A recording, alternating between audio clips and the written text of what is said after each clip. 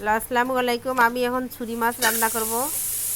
ছুরি মাছের শুটকি। এখন পেঁয়াজ কুচি দিয়েছি আগে পানিটা ঝরানোর জন্য। তারপরে এখন তেল দিলাম 1 বোতল।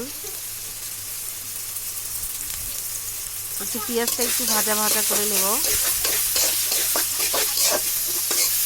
আমি কিন্তু সব কিছু রেডি করে রেখেছি। আমি যেভাবে রান্না করব এভাবে খেলেও আপনাদের অনেক স্বাদ লাগবে। আপনারা ভিন্ন ভিন্ন মতেও রান্না করতে পারেন। আমি এইভাবে রান্না করেছি। আমার মতো করে রান্না করে আপনারা খেতে পারেন। আমি এখানে মরিচ আর রসুন দিয়েছি, ভেজে নিচ্ছি।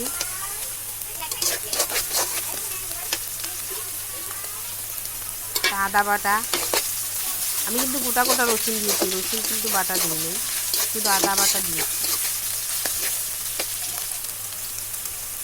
আমি কিন্তু লবণ দিয়েছি,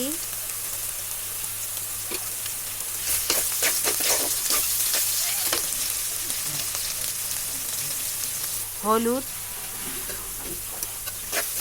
এটা কিন্তু মরিচ গুঁড়া। আমার কিন্তু সব কিছু রেডি করাই থাকে। আমি কিন্তু এটা বাটি না, সব কিছু আমার মেল থেকে গুঁড়া করে নিয়ে আসা। এটা কিন্তু আমার মশলা গুঁড়া, জিরা গুঁড়া সব মিক্স।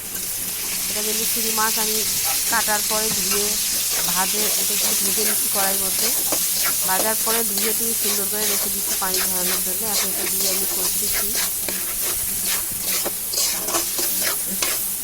ভালো করে কষা হয়ে গেলে কিন্তু আমি এর মধ্যে আলু দিব। আমি কিন্তু আলু দিয়ে রান্না করব আমার ছুরি মাছ। আপনারা কিন্তু আলু ছাড়াও রান্না করতে পারেন। কিন্তু আমি দারচিনি আর এলাচ গোটা গোটা দিয়েছি। এভাবে করে রান্না করে খেলেও কিন্তু অনেক টেস্ট লাগবে। ভালো করে কিন্তু আমি কষে নিয়েছি।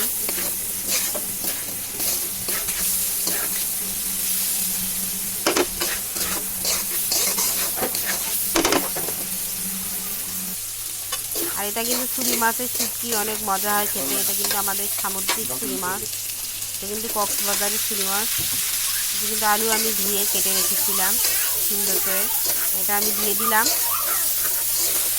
দিয়ে কিন্তু আমি ভালো করে কষবো এখন এটা দিয়ে।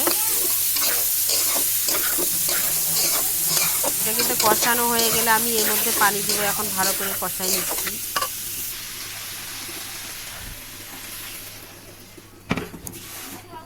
এটা আদা বাটা ছিল একটু, এটা আমার মাটির তাওয়া। আমি এখানে শুধু আদা রসুন বাটি ভর্তা, আলুর ভর্তাও করি এখানে। আমার কিন্তু লবণ একটু কম হয়েছিল, লবণ মরিচ একটু আর একটু দিয়েছি।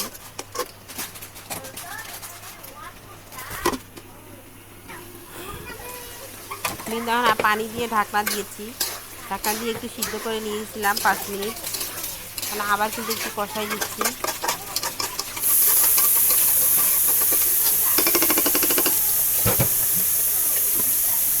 কষানোর পরে কিন্তু আবার আমি ঢাকা দিলাম।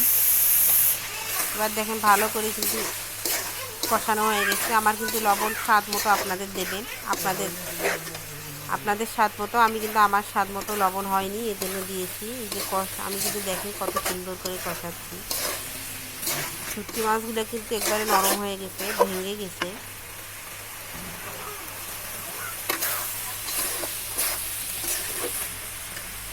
আপনারাও কিন্তু সুন্দর করে কষায় নেবেন, তাহলে কিন্তু খেতে টেস্ট লাগবে। এই যে পানি দিয়ে দেবো এখন আমি।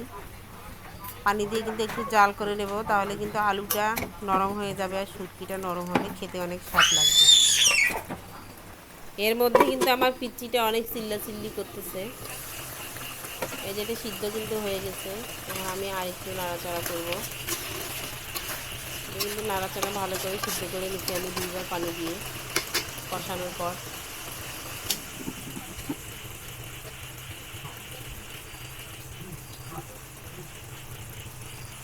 আপনারা দেখেন কত সুন্দর হয়েছে রান্না। আপনারা খেলে বুঝতে পারবেন কত স্বাদ হয়েছে। আপনাদের কিন্তু শুটকির তরকারি হলে আর অন্য কিছু লাগবে না, এটা দিয়ে আপনি মজা করে ভাত খেতে পারবেন। আমার চ্যানেলটি ভালো লাগলে আপনারা সাবস্ক্রাইব করবেন। আসসালামু আলাইকুম।